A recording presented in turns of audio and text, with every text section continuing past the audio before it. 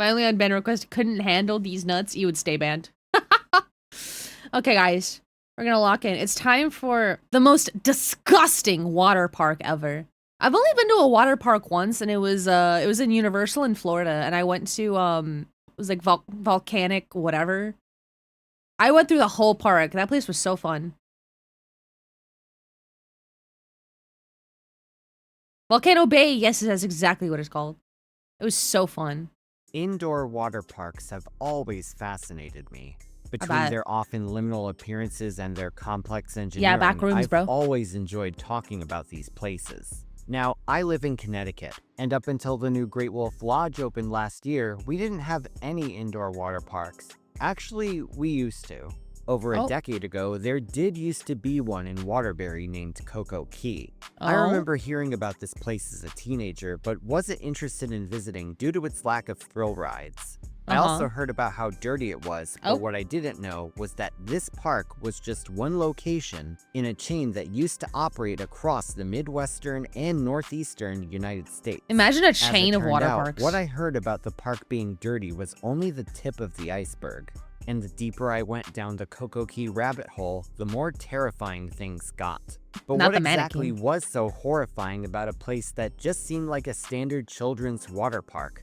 Let's dive into the disgusting history of the CoCo Key chain get it, 'cause right it's water. here on Theme Park Crazy. That's their jingle. Oh my god. Oh. Ugh. Just come with me to discover the world of CoCo Key. Family fun for everyone. Ugh. CoCo Key, water resort. Condemned. Water resort. In 2006, the CoCo Key Water Resorts chain made its debut.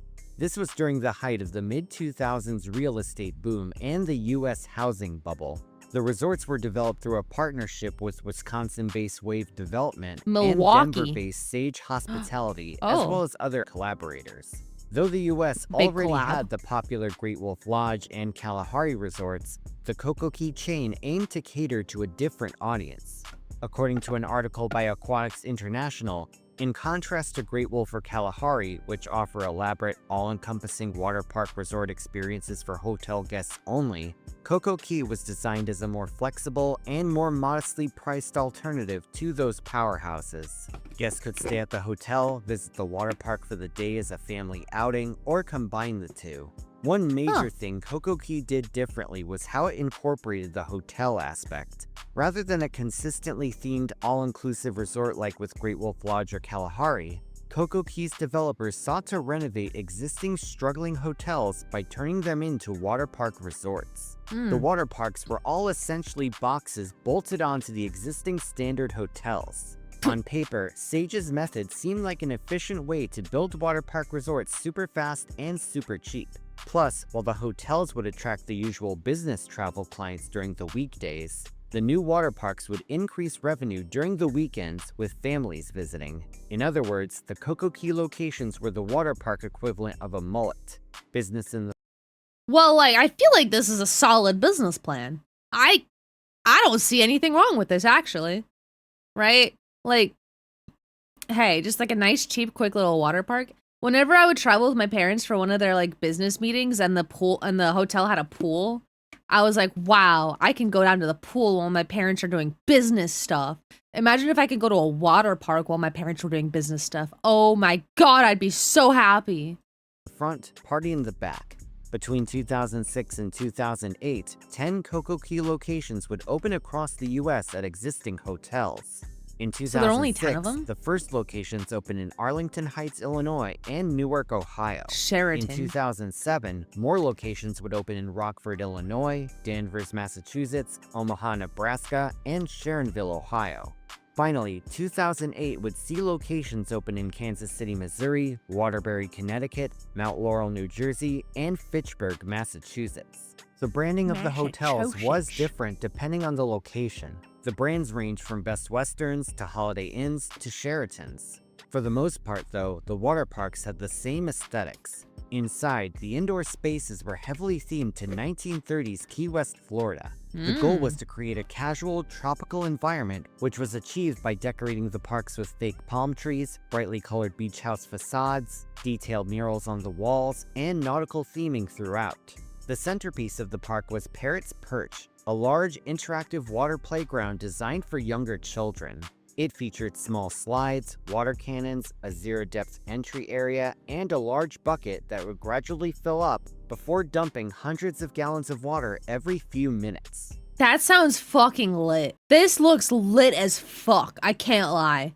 If I was a kid, I would have loved this. The Coconut Grove Adventure. Actually, you know, the one time I did go to the water park in Universal, I did feel like a little weird after. Like I felt like my throat was hoarse and I felt like I got a stomach bug. But I think that's just because when you go to an environment with lots of people in it, you're gonna get sick, especially with water, with like how water transmits things. River was the park's lazy river. Here, guests could drift through a channel with several water features along the way. Moreover, the park offered larger water slides for older children as well. These were named Shark Slam, Barracuda Blast, Gator Gush, and Pelican Plunge. These were the slides you would see sticking out of the building from the outside. Some locations had 3 of these slides, while others had all 4. It really depended on where you were. For the parents, there was Palm Grotto, which consisted of large hot tubs for relaxing in. There was also an outdoor hot tub that could be accessed via a swim-through passage. One of the more unique features was the Dip-In Theater. Here, visitors could watch movies projected onto a large mock sail while floating in inner tubes. The Coral Reef Cavern served as the park's activity pool. It included nautical-themed lily pads to cross, as well as water basketball hoops and colorful underwater-themed scenery. Attached to the park was a large arcade too, with a variety of games and other activities to choose from. You better be dry when you go in dining, there. Each location had an A&W and a Pizza Hut Express, as well as the Wet Rooster Bar. This was pretty much one synonym away from being the most explicit snack bar name of all time. As good as it seemed on paper, things would start to fall apart just 2 years after the chain's debut. In 2008, the Great Recession caused immense damage to the tourism and hospitality industries. Yeah, I bet. Although the Great Wolf Lodge managed to hold its own with only a 5% decrease in attendance, the CoCo Key resorts were reportedly hit the hardest. At first, you might assume that a lower cost and more local water park would thrive during such a time. Even before the recession, though, there was a major flaw with the business model. According to In Park magazine, the CoCo Key properties struggled because they were trying to serve 2 very different markets at once. However, the properties never fully committed to either identity. Unlike the Great Wolf Lodge, the hotels themselves lacked an immersive theme. The rooms were bland and unexciting because they were meant for business travelers, not family vacationers. And it's not like tired business travelers want children running up and down the halls while they're trying to sleep. In summary, operating both a business hotel and a water park while also paying for franchise branding created extremely high operational costs. The water parks themselves received criticism for being overly value-engineered. Guests generally viewed them as less impressive experiences than competing indoor water parks. Many of the hotels had already been underperforming before the water parks were added, and low weekday occupancy made the whole thing seem like a pretty crappy idea. When the recession hit, these weaknesses became impossible to ignore. Sage Hospitality ultimately exited the indoor water park business altogether, auctioning 11 of its CoCo Key properties to various owners at astonishingly low prices. This included 2 hotels that were connected to the same water park in Sharonville, Ohio. The Arlington Heights location sold for just $7.7 million, which worked out to less than $18,000 per room. This does sound like a lot, but around the same time, Sage sold a JW Marriott, which didn't have an indoor water park, for about $370,000 a room, which, unless you live in another dimension, is way more than $18,000. $370,000 a room? God, I don't think I'll have that much a year in like my life for a room. The Newark, Ohio location sold for just $5 million, despite being recently appraised at $36 million just months earlier. The dramatic discounts led In-Park magazine to conclude that, in many cases, adding the water parks actually decreased the value of the properties. I can't believe the water parks are lowering the property value. Independent LLCs and private owners. It was honestly pretty hard to keep track of them. Despite the properties changing hands though, the CoCo Key brand itself survived. But regardless of who owned each property, they all went to hell, at least according to their average reviews. One could easily argue that the real estate companies that bought these properties at a discount did not have the funds necessary to run an indoor water park. This discount chain of indoor water parks would have severe health concerns over the years. These health issues first got attention in 2008 before the sell-off even took place. According to an article from the Boston Herald, the Massachusetts Department of Public Health ordered the Danvers location to shut down after several families reported that their children suffered chemical burns. These burns were believed to be caused by excessive chlorine levels in the water. Now you might think high chlorine level simply means that the park used too much pool cleaner. But the truth is much more disturbing. You see, there's a difference between free chlorine and combined chlorine. When chlorine is added to pool water, it first exists as free chlorine. This form of chlorine is the stuff that disinfects the water by killing bacteria and viruses. However, when free chlorine reacts with contaminants in the water, it forms combined chlorine, also known as chloramines. Contaminants that help create these chloramines include sweat, body oils, lotions, and yes, urine. You know that famous— That's why they tell you, number one, not to pee in the pool, but also not to wear lotions in the water. Also, it's important not to wear lotions and like sunscreens when you go to like coral reefs, but that's why you shouldn't like wear any lotions and stuff. Chlorine smell that people often associate with swimming pools. Well, that's the byproduct of free chlorine and contaminants coming together. Actually, a clean, properly maintained pool shouldn't have much of a smell at all. If a pool smells strong, that means the free chlorine is engaged in an epic battle with the contaminants and is desperately trying to disinfect the dirty water. When combined chlorine levels become too high, they can irritate the skin and eyes. Plus, chloramines evaporate into a dense, invisible fog on the surface of the water that can cause respiratory problems. In more severe cases, excessive chloramines can even contribute to chemical burns like the ones reported at CoCo Key. As it turned out, the free chlorine levels in the water were just fine, but the combined chlorine was not twice, not 3 times, 15 but 15 times higher than the legal limit. What they really should have done was shock their pools with a bunch of free chlorine and run the HVAC system to disperse the chloramines. But that would have required closing the pools and spending the money to buy the shock and run the HVAC, so that was likely out of the question for a cost-cutting operation. Inspectors also found that the park was not using proper chlorine testing equipment to accurately measure the chemical levels. Moreover, the resort was cited for not having thermometers in its hot tubs either. The water park remained closed until the issues were corrected and the facility passed another inspection, which it eventually did. But this was far from the end of the brand's troubles. Bad for their as reputation, the Sharonville, Ohio park gave it a double whammy in 2015. In May of that year, the Ohio Department still exists in of Agriculture 2015? shut down the water park after inspectors discovered that the water disinfection system was broken. The department said that the system had been partially busted for months, and it was not working at all during the latest inspection. The Hamilton County Department of Health added that the resort had gotten complaints for bed bugs as well. Though the park was eventually cleared to reopen, it was shut down again in October the same year. This time, they were shut down by the state fire marshal. This was because, and you're going to want to sit down for this, both the sprinkler system and the fire alarm system were non-functioning. Even the emergency exit pathways were considered unsafe, blocked, or not properly maintained. In other words, if a fire were to happen here, there's a good chance you'd be hearing about this place on Fascinating Horror instead of Theme Park Crazy. Local news station WCPO of Cincinnati went to investigate the story and actually managed to track down the owner of the LLC that ran the property. When asked to give a story about what happened with the fire marshal, owner Kumar Vemlapalli stated, quote, "The fire marshals came, and I don't know anything about it, so talk to the fire marshal." Vemulapalli claimed that he had no idea the fire system wasn't working, explaining, "I thought it was working until they came in and said it wasn't working. I didn't have a clue." Why wouldn't you When asked know? about the water park's closure in May, he said, the water was, I don't know, you'll have to talk to the Department of Agriculture This about guy why doesn't they know closed anything. it." Jesus. Apparently, another one of Vemulapalli's properties, the Travelodge in Sharonville, was shut down by the fire marshal too. Not long after I feel this, like, a yeah, new I just have a management feeling. team was brought in, and the property reopened as Splash Cincinnati, but it was soon permanently shut down by the health department in July 2018. This whole situation really showed Jesus. how the companies who bought these properties at big discounts didn't have anything close to the funds or experience needed to run them.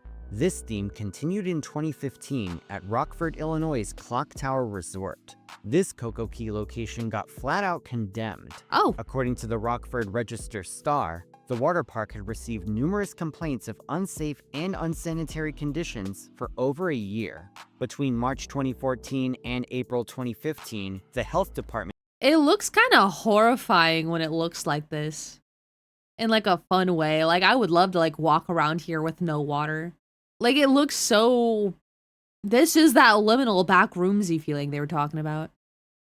inspected CoCo Key 18 times. 6 of them were results of complaints from customers, and 12 were follow-ups. Oh, These investigations revealed perhaps the most horrifying water park of the entire chain. According to inspectors, the chlorine levels were all over the place. ugh. Some pools had way too much chlorine, while others had so little chlorine it couldn't even be measured. In other words, I thought... This is gonna sound like ignorance. Obviously, I don't know how water parks work. I totally thought there was like a giant like vat of chlorinated water, and then they all just shared water. Do they all just have like different water levels? Or like water tanks, I guess? Cause like you need to like constantly refill with like the jets and stuff. The water's coming from somewhere. I totally thought it was just one giant water tank, not several smaller ones. Wouldn't it be easier to clean them all at once if you had one giant water tank? I'm sure that's a terrible idea. it seemed like they were haphazardly dumping chlorine into the pools in one spot and hoping for the best. All the while, the non-chlorinated parts could have easily become a petri dish for various bacteria and pathogens. According to legend, there was also a bacteria outbreak here, though I haven't been able to confirm it. What was confirmed, though, Shout out were to other rumors. findings. The pH levels were improper, there was no certified pool operator, the pool decks were filthy, the suction gauge on the Lazy River's pump was broken, which likely meant that if someone's hair got caught in there, there would be no automatic shutdown. Oh. The paint was peeling off the floor, the pipes were leaking, and there was sediment on the bottom of the pools God. with unspecified floating matter on top. Floating matter? I don't know what that floating matter was, but it sure as hell wasn't cold foam. Inspectors noted that the restrooms were also horrifying, with the urinals in disrepair and toilet paper that was held up by wire and paper clips. This looks A, awful. quote, offensive odor of mildew was identified as well my throughout the God. complex. Another investigation I feel like you have to invest in like waterproofing much more in like a bathroom at a theme park. What's wrong with smaller ones? They're perfectly sized. Jets circulate water in the same pool, so I don't want to have to take them all down for maintenance.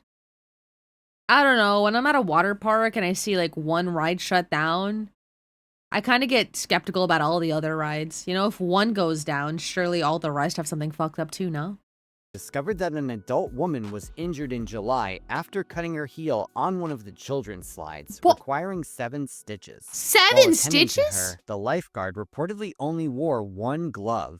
This incident was never reported to the health department. During a later inspection in August, it was discovered that workers used large bolts to hold down the mats in the zero-depth children's pool. These bolts were sticking out of the mats and were an obvious hazard to kids walking around in bare feet. Yeah. The city of Rockford conducted its own inspection and found even more alarming hazards. Officials cited gas leaks in mechanical equipment, major plumbing my leaks, poor God. ventilation, and water leaking near electrical equipment. Jesus Christ. In a follow-up inspection, water was seen filling an elevator pit, forcing the elevator out of service. On top of all of this, the air temperature was 79 degrees inside, with a water temperature of 98 degrees. What the fuck? According to state code, the air must be warmer than the water, and the water can't go above 92 degrees. Soon enough, the Winnebago County Health Department revoked the park's operating license. They cited what they described as a, quote, continuing lack of regard for public health and safety. The resort had been temporarily closed months earlier, but this inspection showed that zero effort was made to fix any of the existing problems. Jesus. All in all, the Clock Tower Resort was hit with around $250,000 in fines. Should have been more. Including the fines that it was hit with earlier in the year. Should have been A more. code hearing on the violations was held, but management refused to show up. The resort never reopened, and most of it was swiftly demolished, though the water park sat abandoned for years. This place was covered in graffiti and became a pretty popular urban exploration spot with plenty of videos on YouTube. That kind of cracks me up that they made quick work to demolish the hotel. It did take a few years, but that they left the water park. They're like, let's let them have some more fun after. We'll demolish the hotel, but the water park can stay standing. These videos are actually pretty disturbing, with some of the spots giving some pretty big backrooms vibes. And just look at the amount of stuff that was left behind. It's as if the property was shut down and abandoned in the middle of an operating day. You can see binders, swimsuits, expired food, soda cans, and even the computer system was left on in a state of limbo. Oh shit. Some truly terrifying stuff. The cash registers and vaults, meanwhile, are totally empty. So it's quite possible that the owners pulled a Steve Miller Band and decided to take the money and run. Eventually, the whole space was bulldozed to make room for a new Hard Rock casino. Yeah! Now, let's turn our attention to the Omaha location. This spot, which was part of the Holiday Inn Omaha Convention Center, was also shut down by the health department in 2021. But that was not so before recent. Another high-profile case of failing a health inspection in 2018. According to the Douglas County Health Department, serious issues were found during a July 6th inspection. Like the Rockford location, sediment was found on the bottom of the pool, this time identified as silica sand from the filtration system. What the fuck? In addition, some of the pool lights were not working, and both the pool decks and the steps outside the locker rooms were filthy.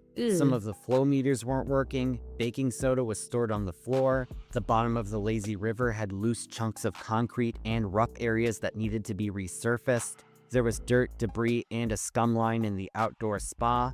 The signage needed replacing, and perhaps most damning of all, the pool manager couldn't find the certifications for the park's lifeguards.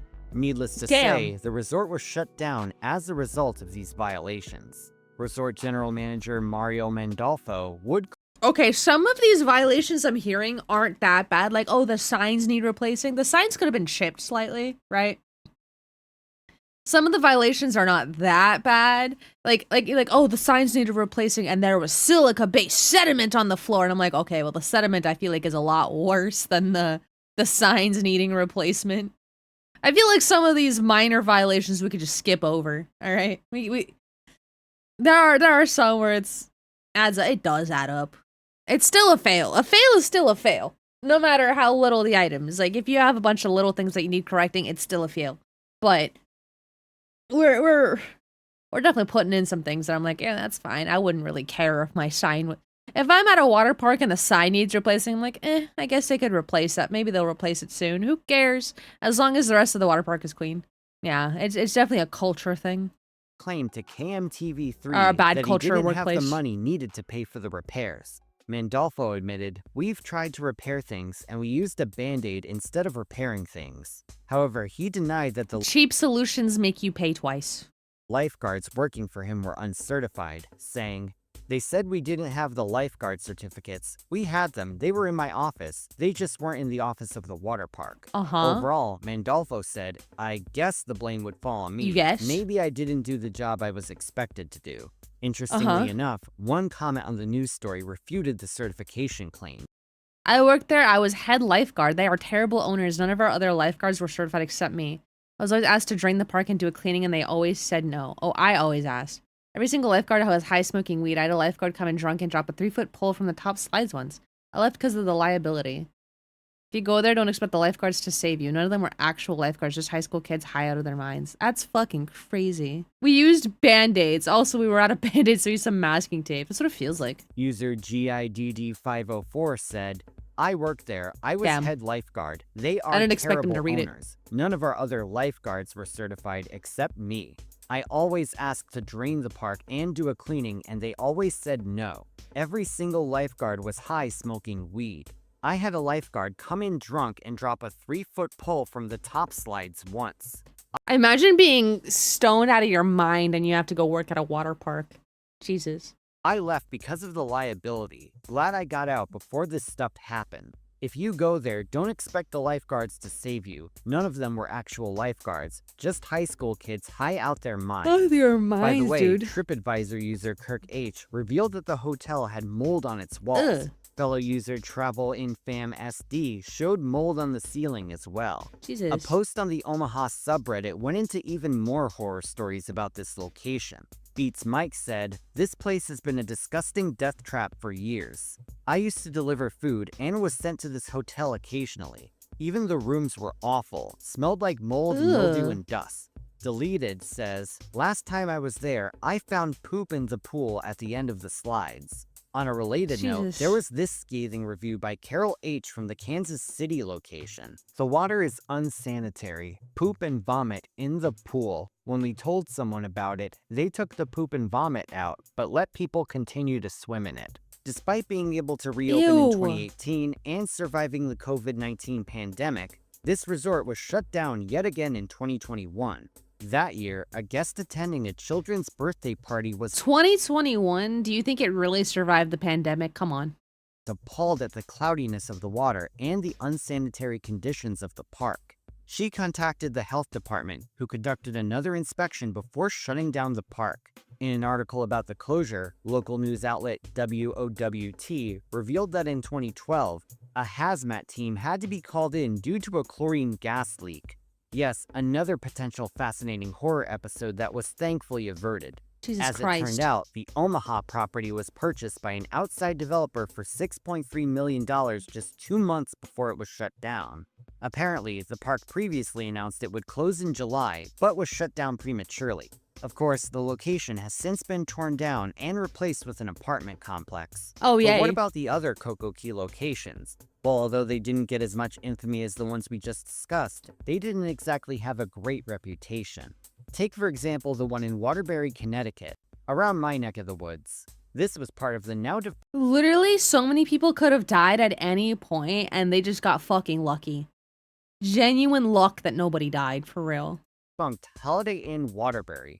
If you go on TripAdvisor or Yelp, you'll still find plenty of unflattering photos and reviews of this place. This photo, taken by TripAdvisor user Joshua G, shows a visible scum line on the edge of the pool and cloudy water inside of it. He emphasized, quote, "The pool is in dire need of a cleaning and it reeked of pure chlorine."